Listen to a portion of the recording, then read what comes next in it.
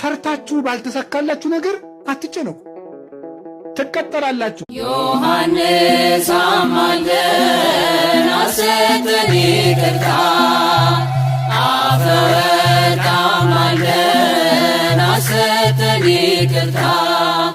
ይሆናልና በምድር የፈታኸው በሰማይም የተፈታ ይሆናልና በምድር የፈታኸው በሰማይም የተፈታ ይሆናልና በምድር የፈታኸው በሰማይም የተፈታ ይሆናልና በምድር የፈታኸው በሰማይም የተፈታ